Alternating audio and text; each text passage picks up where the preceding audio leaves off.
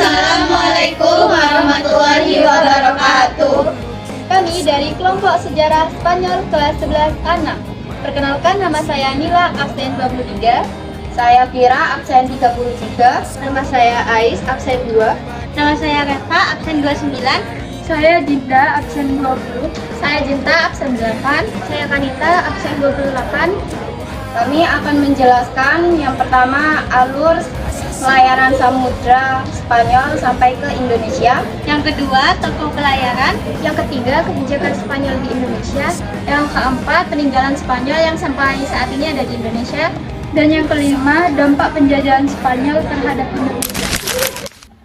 Yang pertama, ekspedisi pelayaran samudra bangsa Spanyol dimulai pada tahun 1519.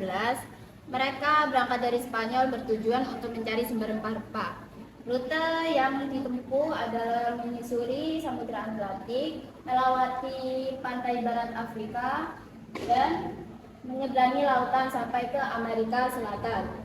Dari sana, mereka masuk ke Samudra Pasifik melalui Selat Magellan. Perjalanan berlanjut melintasi Samudra Pasifik yang sangat luas, hingga akhirnya mereka singgah di Filipina. Dari Filipina, mereka melanjutkan pelayaran menuju ke Kepulauan Maluku di Indonesia, yang dikenal juga sebagai pusat rempah-rempah dunia. Ekspedisi ini juga dikenal sebagai ekspedisi Magellan Elcano dan berhasil membuktikan bahwa bumi itu bulat. Tokoh pelayaran Spanyol adalah Ferdinand Magellan yang berhasil memimpin jalur rempah-rempah pada tahun 1519. Namun ia gugur di Filipina. Kepemimpinan ini diambil alih oleh Juan Sebastian Elcano yang berhasil membawa kembali kapal Victoria menuju Spanyol pada tahun 1522. Bersama awak kapalnya, mereka tercatat sebagai rombongan pertama yang berhasil mengelilingi dunia dan mencapai Maluku, Indonesia, pusat rempah-rempah. 3. Kebijakan Spanyol di Indonesia. Fokus utamanya yaitu untuk menguasai perdagangan rempah-rempah di Indonesia. 3. Kebijakan Spanyol di Indonesia. Fokus utamanya yaitu menguasai perdagangan rempah-rempah di Maluku. Taktiknya mendirikan pos dagang, benteng, dan bersekutu dengan penguasa lokal. Tujuannya mengendalikan produksi dan distribusi rempah-rempah. Yang keempat, peninggalan Spanyol di Indonesia. Yang pertama ada benteng Camp di Tidore. Yang kedua, pengaruh agama Katolik. Yang ketiga, pengaruh bahasa. Dan yang keempat, catatan tentang sejarah ekspedisi dan perdagangan. Dan yang terakhir, potensi warisan genetik. Meskipun tidak sebesar Belanda, Spanyol juga tetap meninggalkan jejak sejarah di Indonesia, terutama di wilayah Maluku.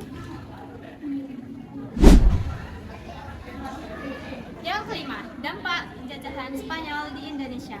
Yang pertama, di bidang politik, yaitu timbul konflik antara kerajaan Ternate dan Tidore akibat adu domba Spanyol dan Portugis.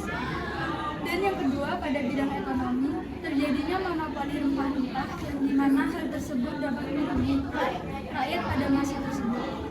Yang ketiga, pada bidang sosial, masyarakat Maluku terpecah belah akibat dampak dari penjajahan tersebut.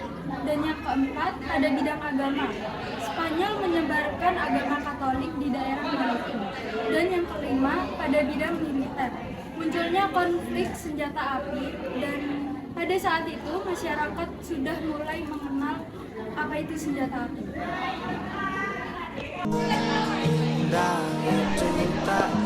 Jadi kesimpulannya yaitu kedatangan Spanyol ke Indonesia meskipun tidak selama Belanda menemukan dampak yang signifikan. Ekspedisi mereka mencari rempah-rempah dan juga menemukan bukti bahwa bumi itu bulat. Walaupun hanya meninggalkan sedikit peninggalan seperti benteng Tahula. Pengaruh mereka terasa dalam konflik antar kerajaan lokal, monopoli rempah-rempah. Dan yang terakhir, penyebaran agama Katolik dan pengenalan senjata api. Every night.